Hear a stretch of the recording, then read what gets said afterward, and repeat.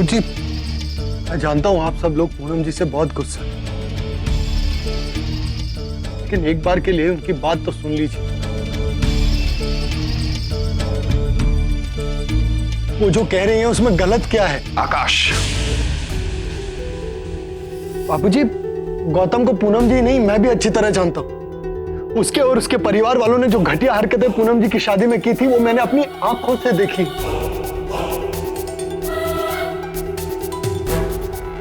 इसलिए पूनम जी ने उनसे शादी तोड़ दी। एक बात कान खोलकर सुन लो आकाश, अगर अभी भी तुम्हें उस लड़की की तरफदारी सूझ रही है, और खास करके हमारे इस घर के मामले में, तो चाहो तुम उस लड़की के साथ बाहर जा सकते हो।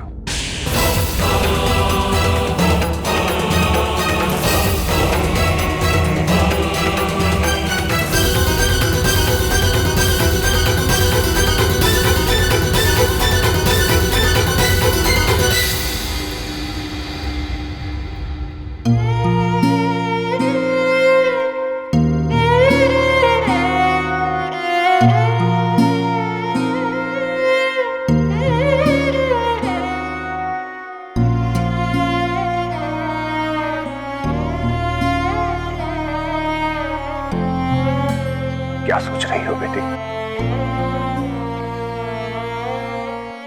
तुम्हारा बाप अभी इतना बेबस और लाचार नहीं है कि तुम्हारी जिंदगी की खोई हुई खुशियां वापस नहीं ला सके। मेरी तरफ देखो प्रार्थना, इस दुनिया में मेरे लिए तुमसे बढ़कर दूसरा कोई नहीं है। मैं अपना सब कुछ कुर्बान कर दूंगा, तुम्हारी खुशी के लिए मैं सब कुछ लुटा दूंगा। बस अपने बाबूजी पे विश्वास रखना।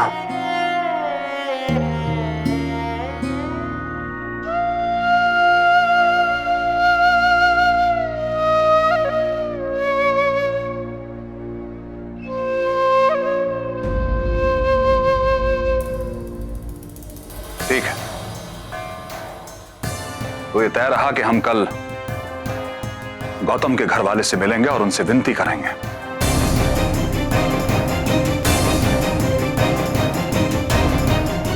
कि हमारी बेटी प्रार्थना को अपना बहू स्वीकार कर लें।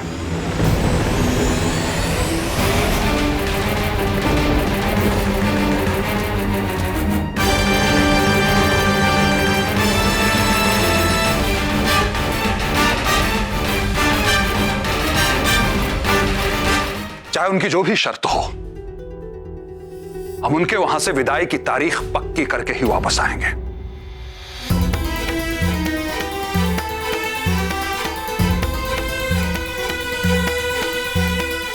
और यह काम मैं स्वयं ही करना चाहता हूं, मुझे किसी की भी मदद नहीं चाहिए।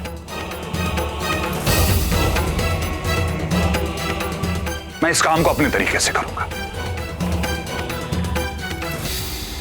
बाबूजी, मुझे हमेशा से ही आप पर भरोसा रहा है और रहेगा। अगर इस शादी में पहले से ही आप अकेले कराधारी होते तो ये नौबत आती ही नहीं।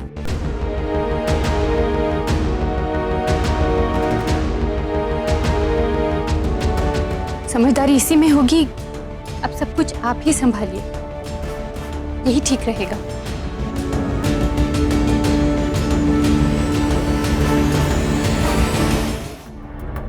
ठीक तो है ना? कैसे ठीक हो सकता हूं वंदना जी? वो बाप कैसे ठीक रहेगा जिसकी बेटी को उसके आंखों के सामने उनके ससुराल वाले धक्के देकर बाहर निकाल देना चाहते हैं। मेरी बेटी पूनम ने शादी करने से मना किया था, लेकिन मैं नहीं माना। मेरी जिद के आगे और अपने बाप के प्यार को सम्मान देने के लिए उसने उस लड़के से शादी कर। अब मेरी बेटी के साथ वहां क्या बीत रही होगी? सब मेरी गलती है, सब मेरी। शांत हो जाइए आप, शांत हो जाइए। क्यों अपने आप को दोष दे रहे हैं आप? हमें थोड़ी ना पता था कि हमारे बच्चे के साथ उस घर में ये सब कुछ होगा। हमने तो उसका भला ही चाहा था। अगर हमारी ही बेटी के साथ ऐसा क्यों बतला जी? भगवान ने उनकी अच्छाई, समझदारी और शराफत का कभी अच्छा सिला नहीं दिया। बतला जी, क्यों हमारी बेटी को बार बार ये दिन देखने पड़ रहे हैं? क्यों बतला जी, क्यों? अरे माँ, ये देखो पूरी शादी का फिल्म। पहले ये बता, ये सब है क्या? हाँ, तुम इतना भी नहीं समझती। हम लोग शादी में गए थे, खूब भर भर के खाए और खूब भर भर के उठा लाए।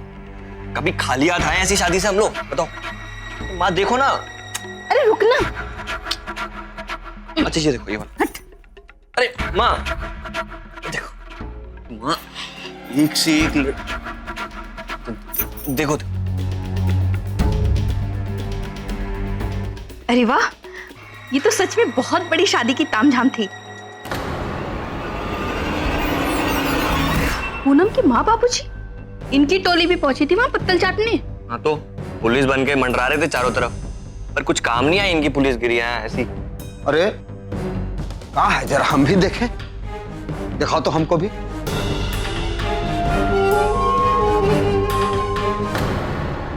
और बस इतना ही?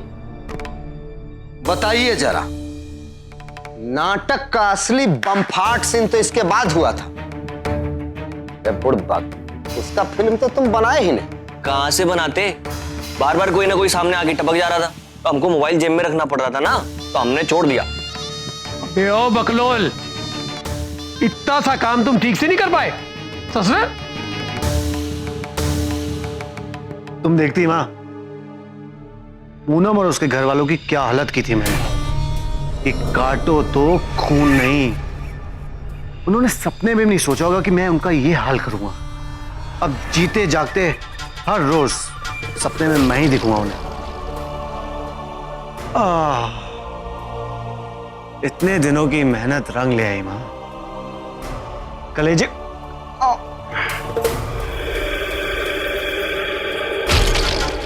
ठंडक पहुंच गई माँ। गौतम बेटा, हो सकता है इसके आगे के सीन का फिल्म और रनिया बनाई। जरा फोन लगाओ तो उसको। अरे अभी फोन लगाया था चाचा जी, बंद आ रहा है। लगता है वो पहले ही डर के भाग गई। डरपोक बिल्ली, अरे थोड़ी देर और रुक जाती तो कम से कम हमें बता तो पाती कि बाद में लंका में क्या क्या हुआ। हाँ बाबूजी, काश पता चल पाता कि हमारे जाने के बाद उस पूनम की क्या दुर्दशा हुई।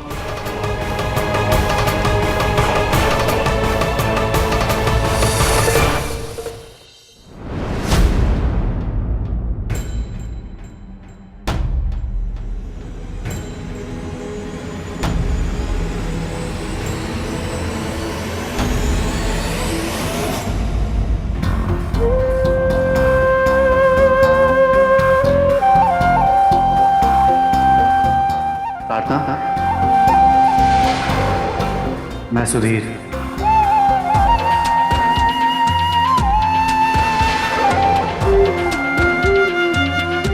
मैंने जब आपकी फ़ोटो देखी थी, आप मुझे तभी पसंद आ गई थी। फ़ोटो में आप जैसी लगती है, रियल लाइफ में उससे भी ज़्यादा अच्छी लगती है।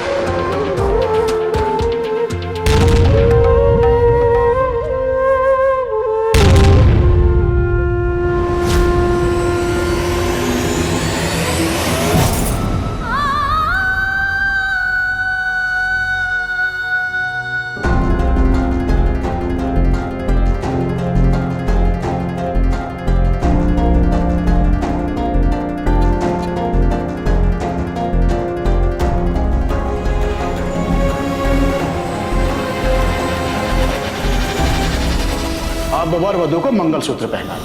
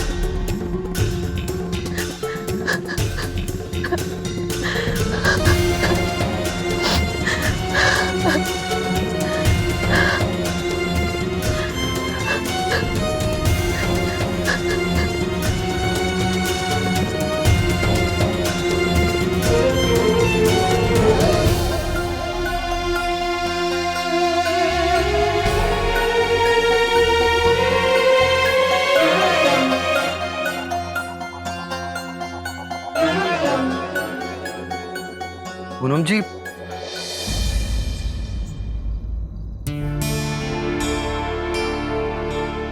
वो मैं आपको सब जगह ढूंढ रहा था, मुझे लगा ही था कि आप यहाँ होंगी।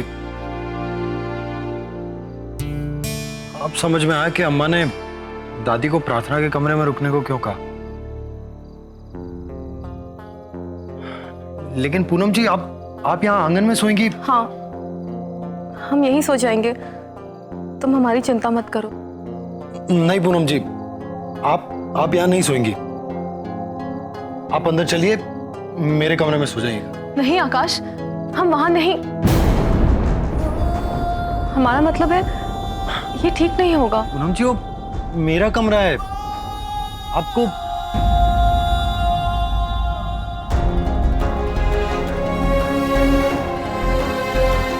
आप ऐसा कीजिएगा, आप मेरे कमरे में सो जाइएगा, मैं हॉल में सो जाऊंगा। समझने की कोशिश करो आकाश, हमें यहाँ कोई परेशानी नहीं है, हम बिल्कुल ठीक हैं। लेकिन अगर हम तुम्हारे कमरे में सोएंगे और तुम हॉल में, तो सब और भी नाराज हो जाएंगे। मैं मानता हूँ पूनम जी, आप ठीक कह रही हैं, लेकिन ठीक है, आप मेरे कमरे में मत सोइएगा, लेकिन आप मेहमानों के कमरे में तो रह सकती हैं। मुझे नहीं लगता कि आपके वहां रहने से किसी को कोई परेशानी होगी। वो कमरा थोड़ा छोटा जरूर है और अभी उसमें बहुत सारा सामान फैला हुआ है, लेकिन यहां रहने से तो अच्छा है कि आप वहां चलकर रहें। आप आइए मेरे साथ, आइए।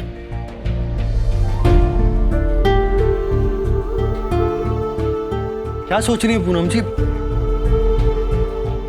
आइए।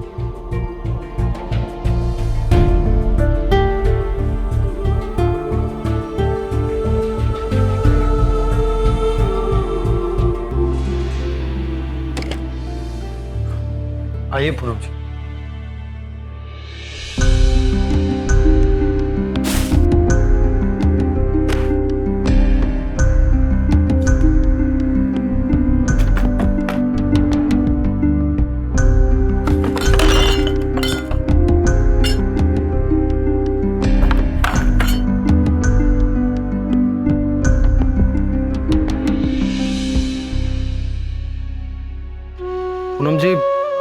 आप यहाँ आराम से सोइए, वो कल तक ये सब कुछ ठीक हो जाएगा और कमरे की हालत पहले जैसी हो जाएगी।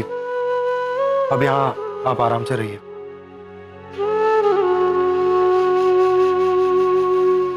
आकाश, एक मिनट, कुछ बात करनी है प्रार्थना के बारे में। बैठो।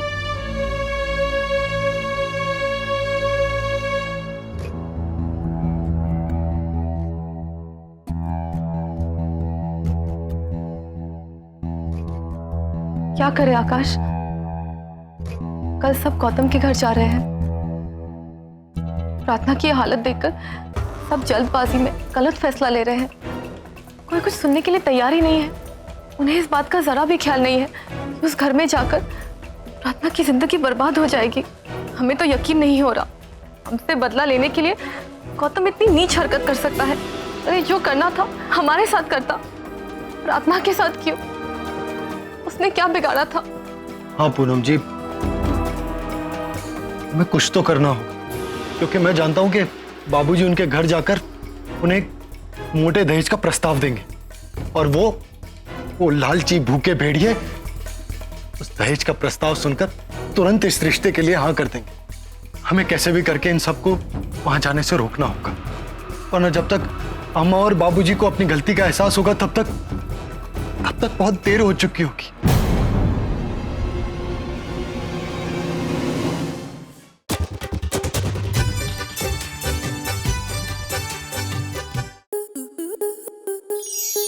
आपके मनोरंजन पर अब नहीं लगेगा कोई ब्रेक। स्टार प्लस के बेहतरीन शोज देखने के लिए लाइक, शेयर और सब्सक्राइब करें स्टार प्लस यूट्यूब पेज को।